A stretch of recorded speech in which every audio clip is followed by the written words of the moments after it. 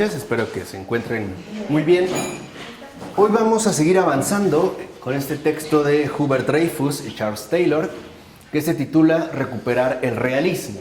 Y hoy nos vamos a concentrar en el apartado 5, el capítulo 5 de este texto, que se titula La comprensión encarnada. No pinto.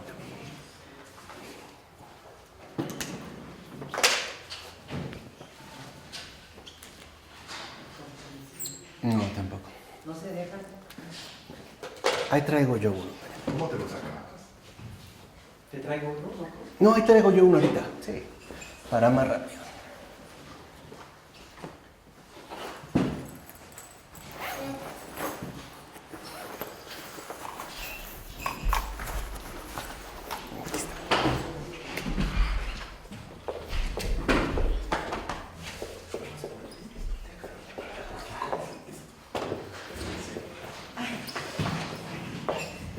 Bien, les decía pues que este capítulo lleva por título La comprensión encarnada. Y aquí ya lo que podríamos añadir es lo siguiente. La alternativa que ciertamente aparece una vez que se ha descartado esa imagen mediacional que fuera previamente criticada es ante todo la de un agente encarnado.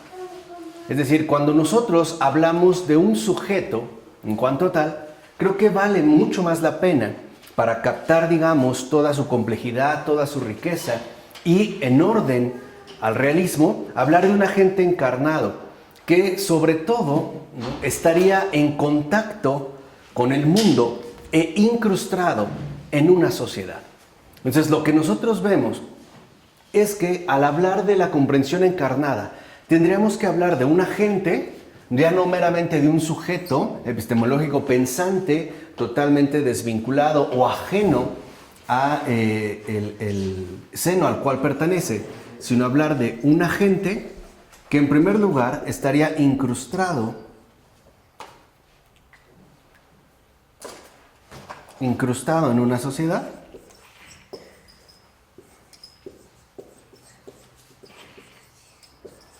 Y por otro lado, un agente en contacto con el mundo.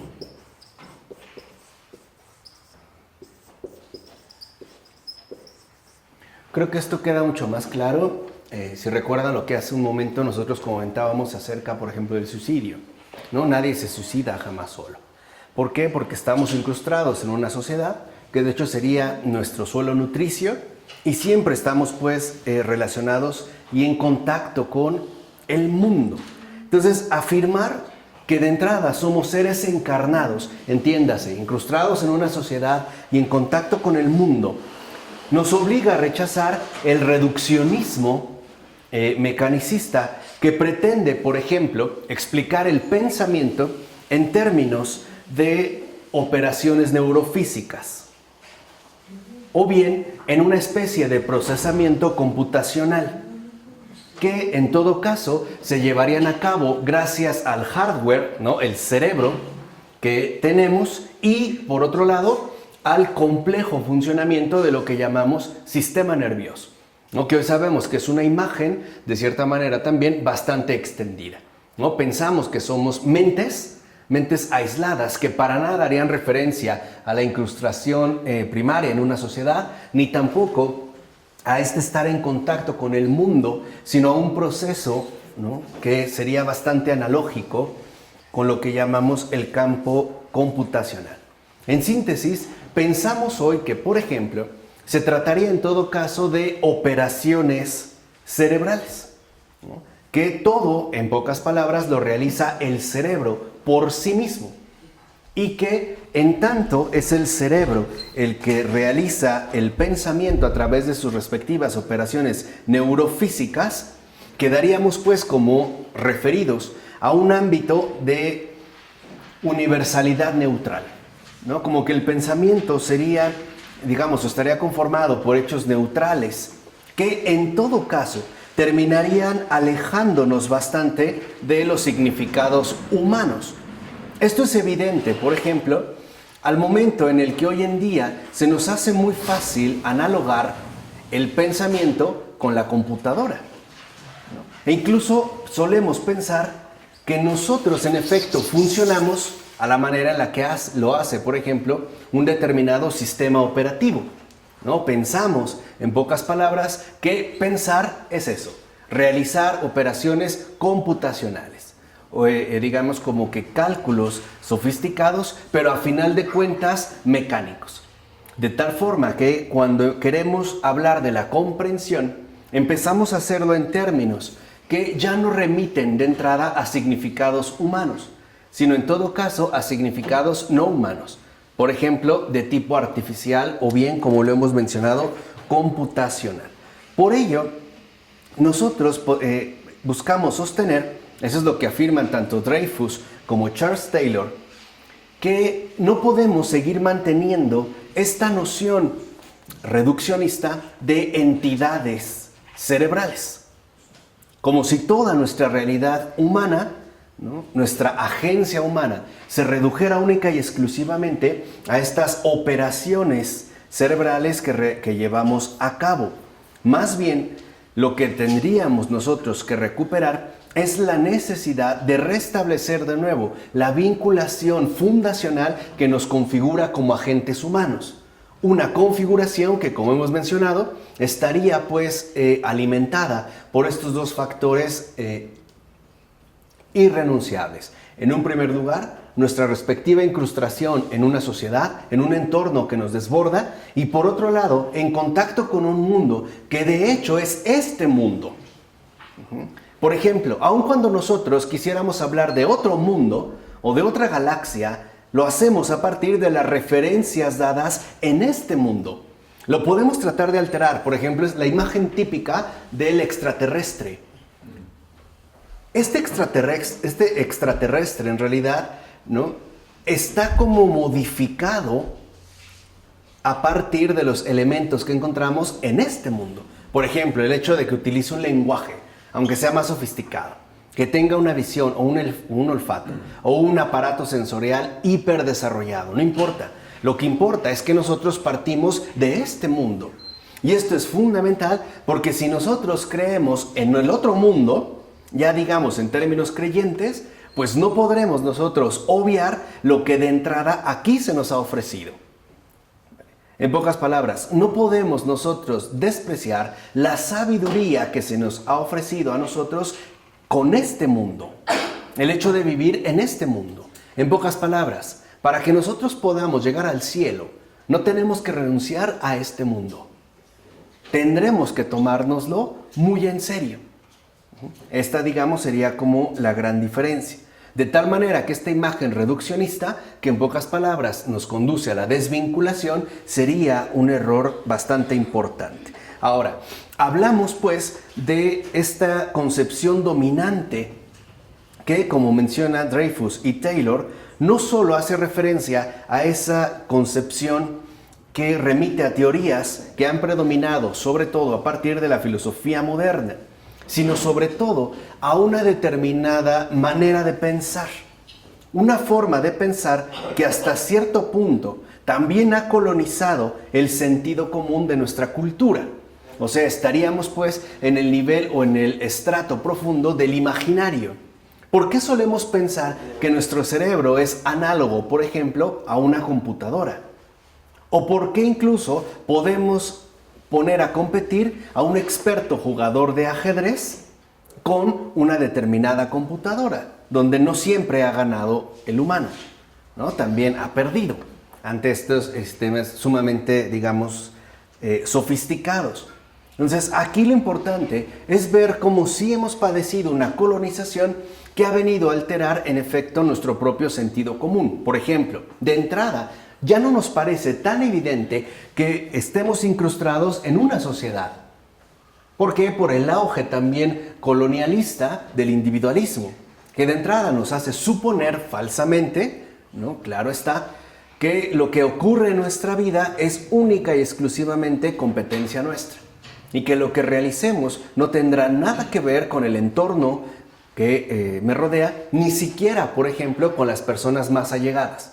De ahí pues que esta colonización ha alterado a tal grado nuestro sentido común que hay personas que afirman con la mano en la cintura lo siguiente: es mi vida, no te metas. O lo que yo quiera hacer con ella, a ti no te importa.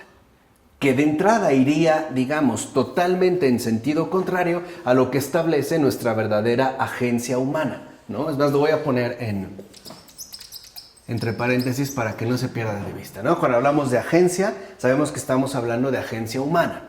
Ahora, según esta extendida concepción dominante, nosotros, al percibir el mundo, lo hacemos como un agente que ante todo internaliza bits de información sobre su entorno, los procesa y entonces elabora una imagen del mundo, que en pocas palabras ya no sería el mundo, sino su mundo, resultado en pocas palabras de su proceso pensante, ¿no? O sea, digamos lo que aparecería pues en todo caso como producto de su propia operación cerebral. Entonces esto es fundamental, porque hoy al parecer tendríamos incluso, por lo menos, serias dificultades al intentar hablar en términos de mera objetividad. Hoy muchos de nosotros estamos convencidos que cada cabeza es un mundo y que por ende cada quien piensa lo que quiera. Lo que estamos diciendo, por ejemplo, al afirmar algo así, es que entonces el mundo no importa, no es relevante. Es solamente una especie de arsenal que nos ofrecería determinados ingredientes para que nosotros seamos capaces de elaborar, de procesar, de codificar y por ende de elaborar una imagen propia del mundo, ¿no? Hoy el énfasis pues o la insistencia iría en todo caso hacia la desvinculación, es decir, hacia el ámbito netamente subjetivo. Y de hecho ha sido la popularidad que ha establecido esta concepción dominante que esto puede explicar de cierta manera el éxito de asociar los modelos computacionales con los procesos mentales. Por eso a veces tendríamos incluso ciertas sospechas con respecto a, número uno, si una computadora piensa o no. Porque pareciera ser todo tan semejante, ¿no?, en la manera en la que se nos ha explicado, que no estaríamos tan seguros de si piensa o no piensa. Y por otro lado, si podrá entonces suceder que se genere un sistema computacional capaz, por ejemplo, de tomar no solo ya decisiones propias, sino de establecer sus propios criterios, o sea, de autoprocesar la información, en este caso, recibida. Así hablamos sobre todo de un modelo en particular, el procesamiento de información, ¿no? Hoy pensamos, en pocas palabras, que la mente es procesamiento de información.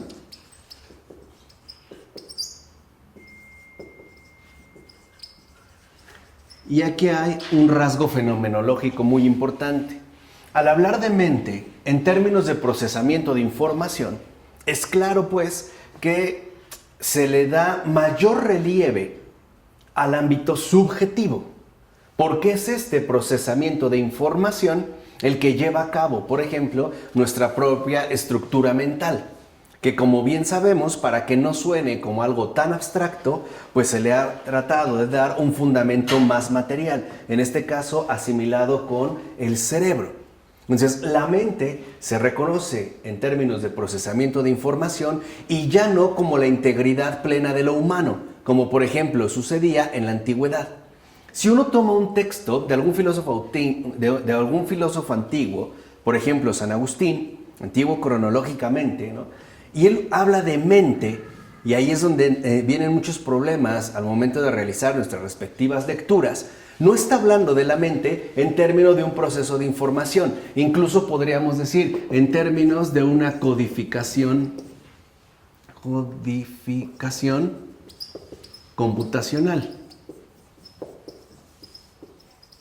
Sino que cuando San Agustín habla de la mente, no está haciendo referencia al procesamiento de información, sino a ese perfil integral de la propia realidad humana. De hecho, en latín es mens.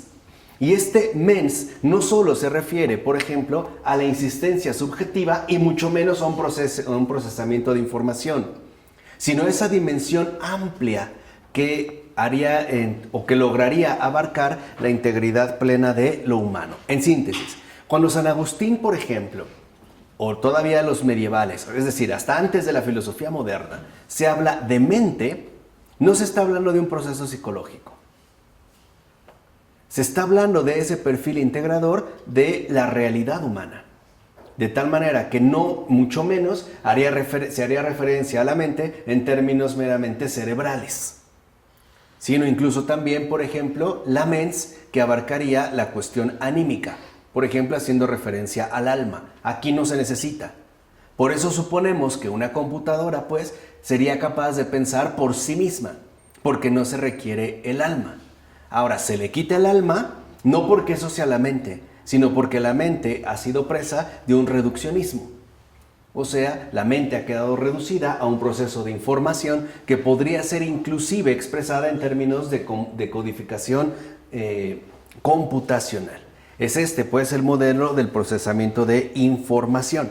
Así suponemos que, en pocas palabras, la mente es una especie de sistema operativo que combina ideas, ¿no?, atómicas, y establece los fundamentos de los cálculos de aquellos que la acción misma depende.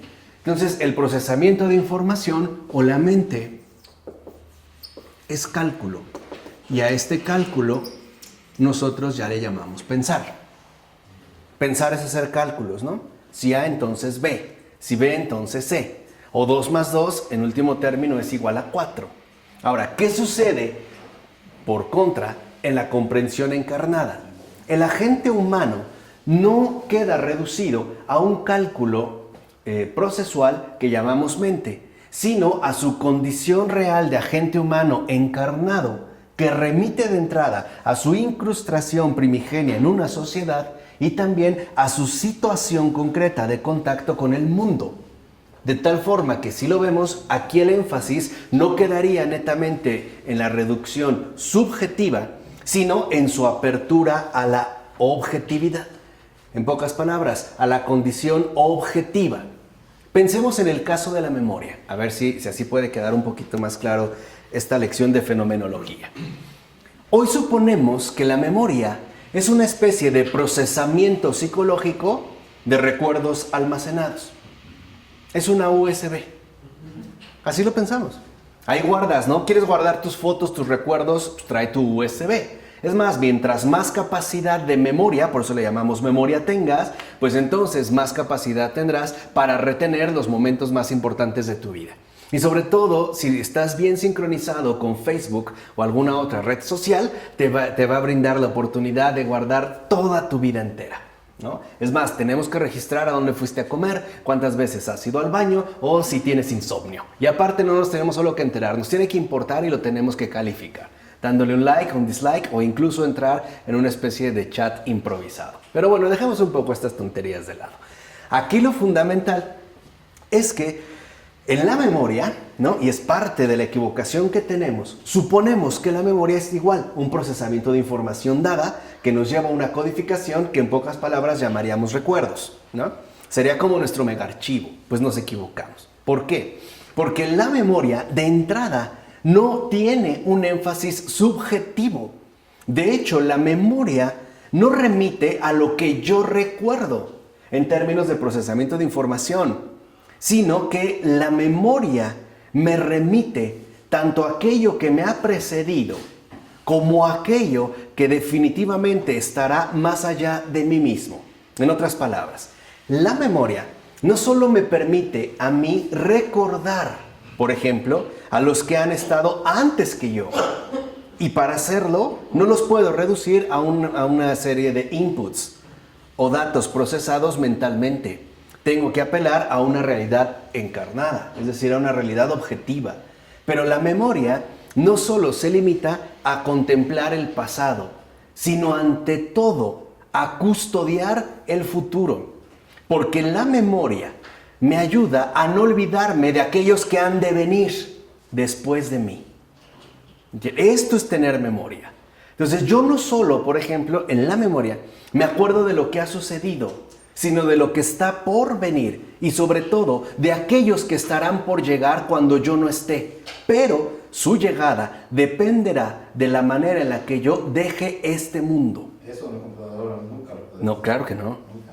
No. O sea, de entrada ya ahí se ve pues la situación a veces reduccionista, incluso podríamos decir torpe, en la que estamos insertos, como parte pues del modelo dominante. Entonces, la memoria no solo me recuerda lo que ha pasado, Me hace vivir el futuro. me apuntala hacia lo futuro, hacia ese porvenir en el cual, aunque yo no esté, también se verá, digamos, comprometido para bien o para mal por mi paso en este mundo.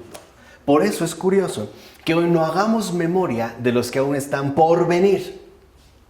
O sea, que no solo nos acordemos de los que ya pasaron, sino que también nos acordemos de los que están por llegar. Bueno, entonces esto nos ha llevado a este modelo dominante de una visión computacional de las operaciones mentales. Ahora, esto, afirman los autores, estos dos aspectos se van a conjugar para formar o dar pie a una tercera característica, que supuestamente podríamos distinguir la información fáctica de su valor, o sea, de la importancia que tendría para el respectivo cumplimiento de nuestros objetivos. En pocas palabras, suponemos que la información que hemos recibido no es importante. Lo único importante es los resultados o propósitos que pretendemos nosotros llegar a alcanzar. Por ejemplo, ¿qué pasa hoy en día con la investigación del código genético? O los avances en torno a la investigación del gen humano, el genoma humano. Bueno, no se hace pensando que este genoma no ha sido un invento nuestro, ni lo hemos creado. O sea, queremos pasar por alto la creación dada, que es este mundo, sino que se realiza con un determinado propósito. ¿Cuál sería? El poder diseñar humanos por encargo. O sea, el poder, por ejemplo, ofrecer seres humanos a la carta, decidiendo si quiero que sea niño o niña, ahora que hablan de la ideología de género, o sin género, o de otro género, o qué color de ojos o de cabello, o a lo mejor voy a querer también que tenga unas manos grandes como el pianista Rachmaninoff, ¿no? O unos ojos como Liz Taylor, o la voz de Pavarotti, o qué sé yo, ¿no? Para eso se hace. En pocas palabras, se supone pues que este mundo ya no es importante, sino lo único importante son los objetivos que nosotros ciertamente buscamos conseguir. Así, lo que buscaríamos en todo caso sería la realización de nuestros propios proyectos. Entonces, el pensar también se concibe en términos de propósitos. Obviamente, propósitos a alcanzar. Por decirlo de otra manera, a mí ya no me interesa pensar que es una manzana, sino procesando la información recibida, ¿qué podría yo hacer con ello? ¿Sí se entiende? Dentro de esta, o sea, digamos, para obtener finalmente un resultado. Entonces, el pensar que va vinculado a los propósitos, obviamente queda así ligado a la obtención de resultados. Y ya no, por ejemplo, a la contemplación de la verdad. Así de sencillo. Este es el modelo dominante que hoy nos está avanzando.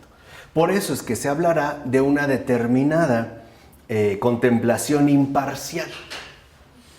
O sea, sin atenerse a la necesidad de adquirir un cierto compromiso definido. No pertenezco a ninguna sociedad, no hay ningún mundo, ¿no?, real que a mí me haya nutrido, sino lo que se va a destacar es la obtención de resultados hacia el cual en efecto el pensar está dirigido. O sea, mi mente al servicio de la obtención de resultados. Por eso recibo de este mundo y después no importa lo que haga con él. Vuelvo al ejemplo del código genético, ¿no? Cuando se quiere alterar, por ejemplo, la codificación genética para obtener determinados resultados. Esto significa que nosotros hoy en día asociamos al pensar más con obtención de resultados que con contemplación de la verdad. Por eso hoy a nosotros la verdad también no nos importa. Nos importa lo que podemos hacer con la información que ciertamente recibimos. Ahora, esta visión, afirman los autores, es lo que nos ha conducido a una especie de neutralidad, en virtud de la cual la información, ¿no?, o estos inputs de información original que recibimos no tienen relevancia evaluativa, puesto que, suponemos, lo único meramente importante es el registro de lo fáctico, en pocas palabras, el registro de los hechos. Por ejemplo, ¿a mí qué me importa decir si una persona tiene o no tiene dignidad por haber sido creada a imagen y semejanza de Dios? A mí lo que me importa son los hechos que yo he podido conseguir, por ejemplo, a través de la experimentación genética. O a través, ¿no?, del empleo del procesamiento de información cuya codificación computacional me ha dado como resultado esto o aquello. ¿Se entiende? ¿Vale? Así entonces, ¿no?, afirma Taylor y Dreyfus que reemplazar esta concepción dominante que hemos descrito hace un momento, por una de vinculación, es decir, por una comprensión encarnada, exigiría en todo caso una profunda transformación. Y esta profunda transformación estaría ante todo basada en la siguiente base esencial: la renuncia a uno mismo. Esa sería la primera. Segunda, apertura a todo aquello que a nosotros nos supera, o sea, apertura a la trascendencia. Y número 3, reordenamiento de lo que en verdad, o mejor dicho, a la luz de la verdad, significa pensar. Porque pensar no es calcular. Pensar es, de entrada, no perder de vista la vinculación encarnada de la cual formamos parte. O sea, si yo pierdo de vista la incrustación primigenia en una sociedad y el contacto con el mundo al cual de hecho pertenezco, y por lo tanto me muestra esa dimensión objetiva que yo no puedo saltarme, no puedo decir en realidad que esté pensando. Lo que estoy haciendo es calculando. Y por lo tanto estaría de cierta manera reduciendo mi propia capacidad intelectual. Por ello es que los autores insisten tanto en quitar ya la imagen, ¿no? Ya no me detengo a explicar este concepto, ya lo hemos hablado mucho cuando mencionaba los imaginarios, pero quitar la imagen de la mediación por la realidad del contacto. Por eso se enojó Dios con David cuando hizo el censo. Vamos a hablar del censo de David. Sí, o sea, cuando hace David lo que quiere es ponerse a calcular cómo están las cosas, porque entonces pierde la objetividad de este mundo y se quiere construir un mundo propio. Por eso es que el Señor le llama la atención. Lo que le está diciendo es: tú ya no estás pensando, estás calculando la obtención de resultados.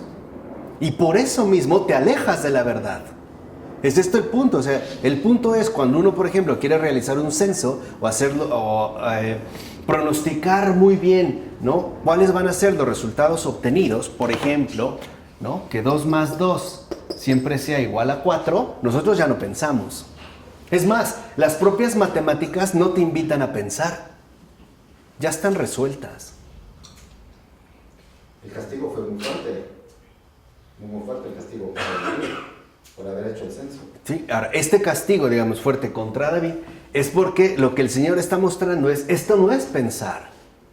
Pensar es que si yo tengo 2 y a esto le añado otros 2, el resultado es un misterio.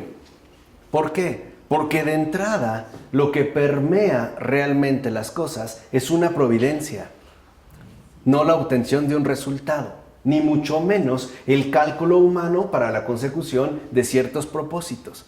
Ahora, si el castigo es fuerte contra David, es porque David, en tanto modelo fundamental de creyente, no puede asumir esa costumbre de increyentes.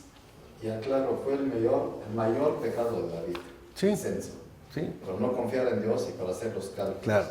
Eso es lo que nosotros queremos realizar. Entonces, lo que queremos realizar es 2 más 2. Ahora, la línea es que no siempre es 2 más 2. Puede ser 2 menos 2, o 2 entre 2, o 2 por 2. Y más aún, ni siquiera tendrían por qué ser bajo los modelos ya dados de las matemáticas.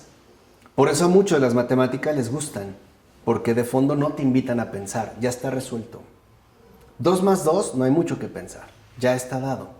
En cambio, dentro de esta apertura, siguiendo el contacto, deberíamos tener en cuenta, por lo tanto, que nuestro modo de captar las cosas no se encuentra en nosotros. O sea, nosotros no creamos el mundo. Nosotros entramos en contacto con el mundo. Y por ende, lo primero que despertaría la comprensión encarnada es reconocimiento y gratitud de que hay algo que en efecto no ha sido creado por mí, sino que se me ha dado. De tal forma que el estar en contacto con el mundo me conduce a darme cuenta que este procesamiento de información no es lo más esencial. Yo no estoy llamado de entrada a procesar información, sino a reconocer la donación. Y este es un perfil muy distinto. Aquí lo que se perfila a la mente es una especie de agencia hiperactiva.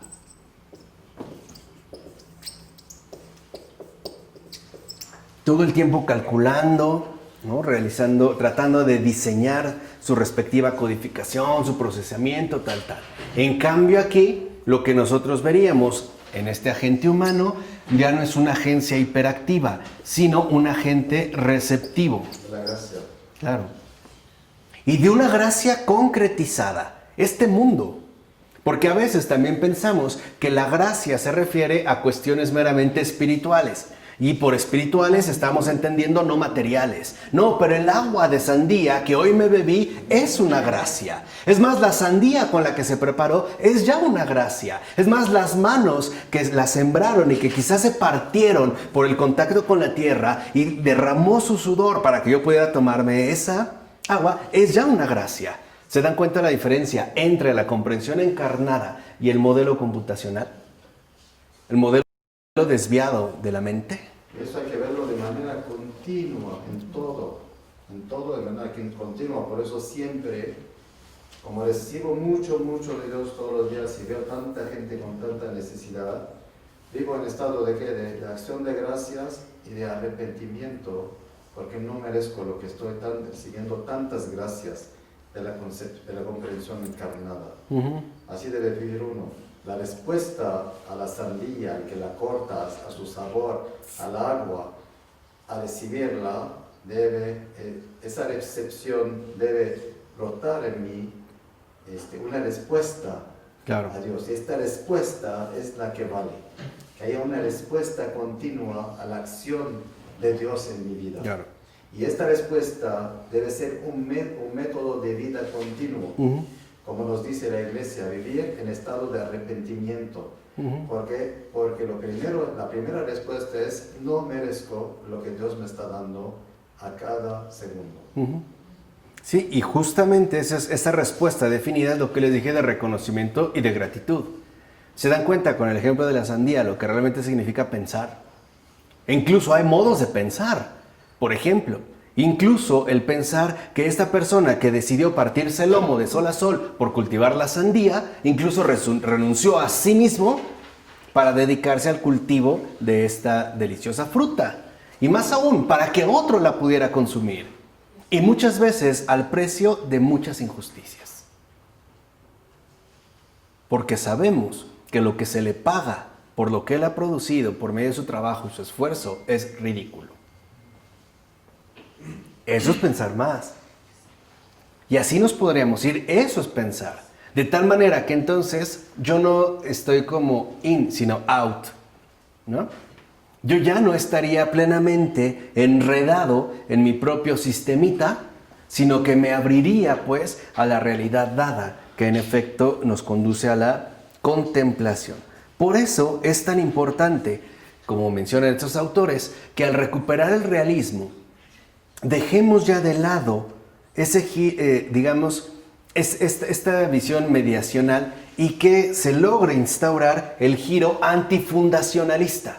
O sea, nosotros no somos la fundación, no somos los fundadores del mundo. De hecho, nosotros somos habitantes de este mundo. Y el hecho de estar en este mundo es ya una gracia, no una desgracia, porque hay un propósito mayor. En pocas palabras, se nos puso en este mundo para llegar al cielo. Y a muchos ni siquiera les dejamos tocar con los pies esta tierra.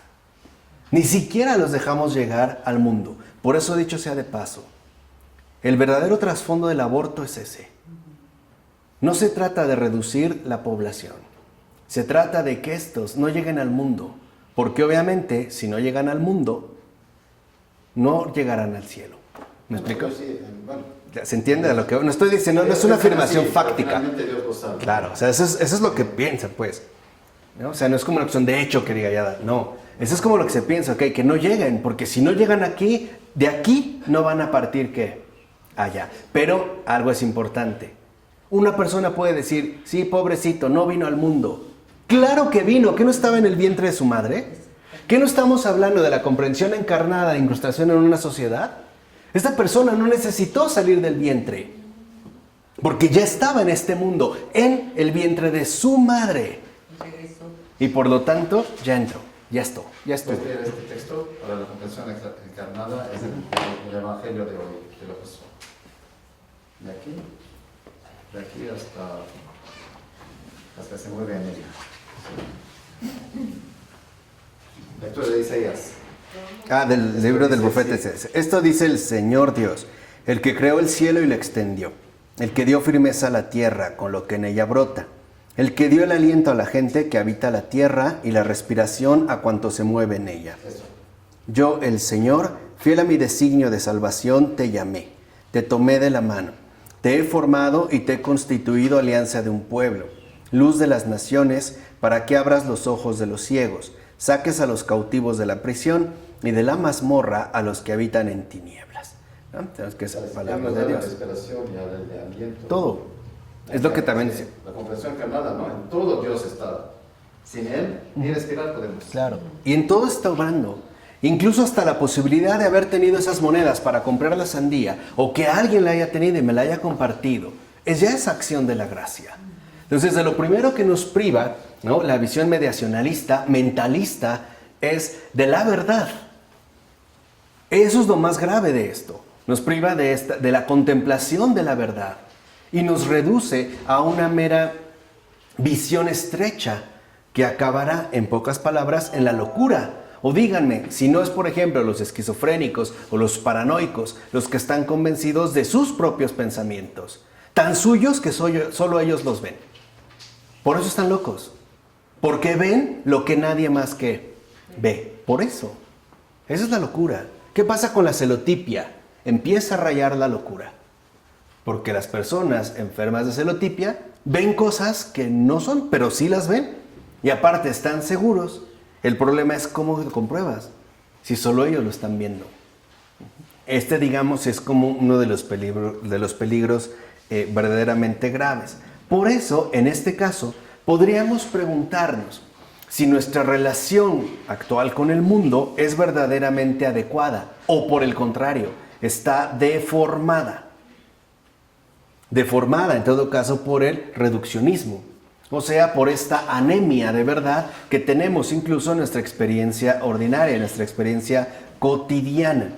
De tal forma que nos podamos replantear si no será necesario restablecer de nuevo el papel fundamental que juega la comprensión, en tanto comprensión encarnada. De hecho, nosotros podemos pensar e incluso podemos plantear dudas gracias a ese trasfondo que ciertamente define mis compromisos. Ludwig Wittgenstein ya lo había intuido bastante bien cuando en un breve aforismo decía ya en sus escritos de madurez lo siguiente: toda duda presupone una certeza. Y tiene toda la razón. Es esto también de lo que se están refiriendo tanto Taylor como Dreyfus. Toda duda presupone una certeza. O sea, para que yo pueda dudar, tiene que haber algo de lo cual dude, así sea yo. Y es esta certeza la que a veces no se logra apreciar de manera adecuada, porque esta certeza no es autodada. No es, pues, una simple evidencia epistemológica, por ejemplo, al modo cartesiano, sino un reconocimiento de algo que en efecto no proviene de mí, pero que define, pues, todos mis compromisos. Es más, lo que podríamos decir es que La imagen que se está proponiendo aquí del contacto, o sea, de la comprensión encarnada, podríamos decir que se basa ante todo en ese nivel básico y preconceptual donde mi comprensión del mundo no está ni construida ni determinada por mí. Yo no creo el mundo, yo no proceso el mundo. De hecho, podemos decir que yo lo que hago es nutrirme del mundo. La leche que recibe el recién nacido no la ha él producido. No es producto suyo. Es más, no se hizo su propia placenta y mucho menos a sus propios padres a su gusto. Desde ahí se ve. Por eso, de hecho, nacemos sin haberlo pedido, para crecer en la cuestión de la gratitud.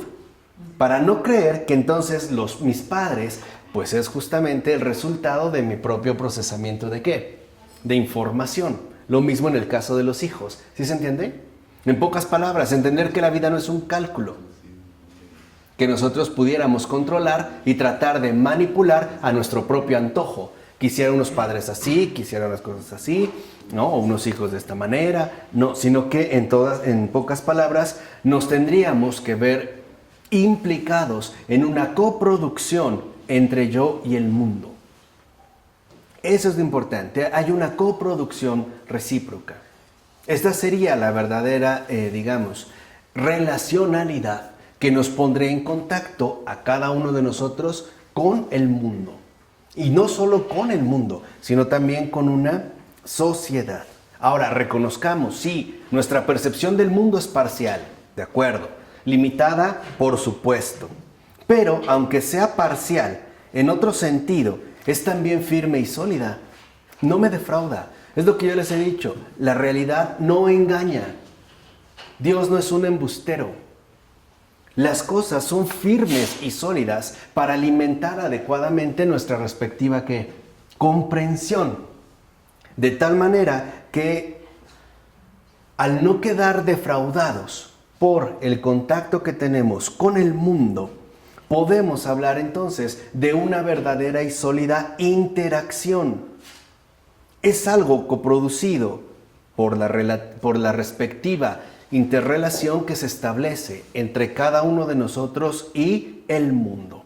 Por eso estaríamos ya en un nivel mucho más primordial, donde se produce un contacto fundacional que salvaría o superaría la distancia que se suele poner entre sujeto y objeto. Por ello es tan importante que reconozcamos que si nosotros nacemos tan mentalmente disminuidos, tiene una razón. Y es para que no olvidemos de dónde ciertamente provenimos. De un contacto, no de una mera ¿qué? Idea. Por eso nuestra capacidad intelectual se irá desarrollando después. No es necesaria. Para que no creamos que es el pensamiento el creador, y peor aún, el pensamiento del yo o de la mente, el creador del mundo. Así, al salvar pues esta distancia, tendríamos que nosotros poner en entredicho la supuesta primacía de esa concepción del sujeto desvinculado y sobre todo autónomo, que es lo que tanto nos hemos empeñado en estos cursos de filosofía, destronar esta noción moderna de autonomía. ¿Por qué? Porque en realidad la autonomía, al quererse implementar como una ley propia, ¿no? Un creador de mundos, en realidad a lo que nos ha llevado es a la locura. Es decir, tenemos que recuperar la comprensión encarnada que nos habla, como ya dijimos, por un lado del contacto y por otro lado también de la interacción.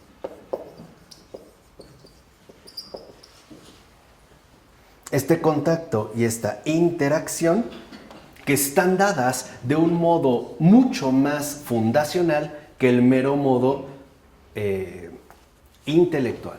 En este caso, digámoslo, que el mero modo pensante.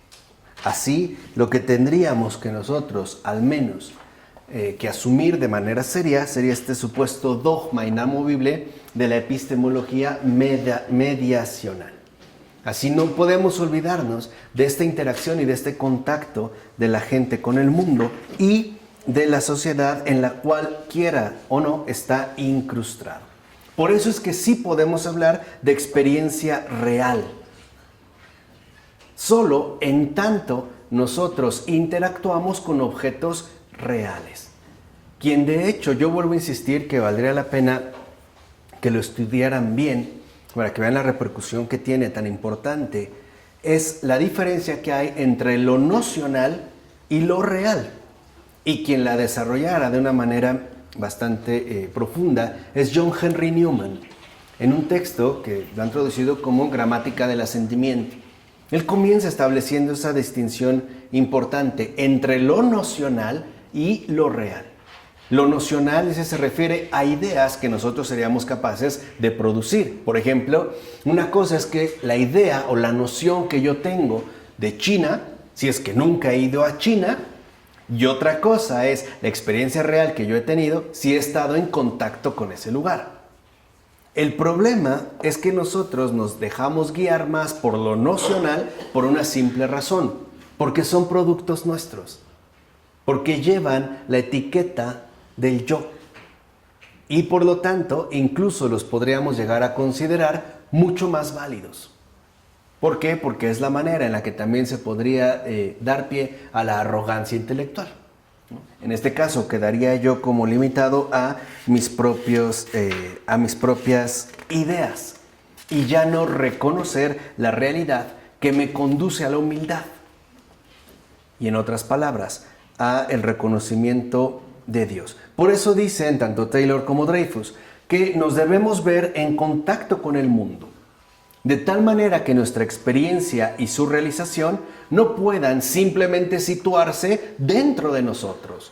Es más, mi verdadera experiencia no está dentro de mí, está fuera de mí, porque de ahí ha provenido, de ahí ha emanado.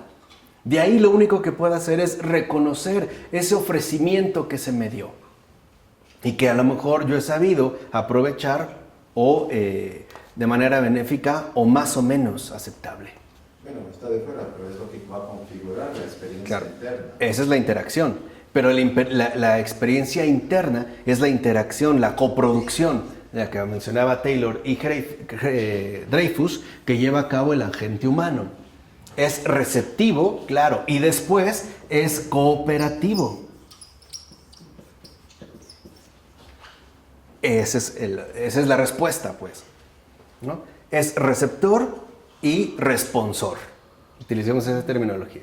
Recibe y responde, precisamente a partir de lo que le ha sido dado. De tal forma que este agente humano siempre está en relación con un todo. Por ejemplo, nos concebimos, en tanto agentes encarnados, abiertos a la realidad y no cerrado en mis propias ideas. Nuestra visión de las cosas estará motivada por una realidad que nos afecta y no por una noción que yo invento. Y por lo tanto, estaríamos pues como dirigidos a la convergencia de lo recibido y de lo ofrecido, de lo dado y lo ofrecido. Por ello, no podríamos tampoco hablar en términos de la simple recepción pasiva como haría el clásico empirismo. Está todo dado y nosotros nada más como que nos vamos llenando. No es cierto. También nosotros estamos llamados a ser cooperativos con aquello también que se nos ofreció. Por eso es que en este mundo nuestra presencia también constituye una construcción activa. Pero es para que esa construcción sea verdaderamente activa, es decir, conforme a la verdad, tendría que estar en correspondencia con lo que es la realidad y reconocer siempre la deuda contraída. Eso es lo importante. Eso es literalmente el reconocimiento pleno de la deuda contraída con aquello que también de hecho estoy llamado a mejorar.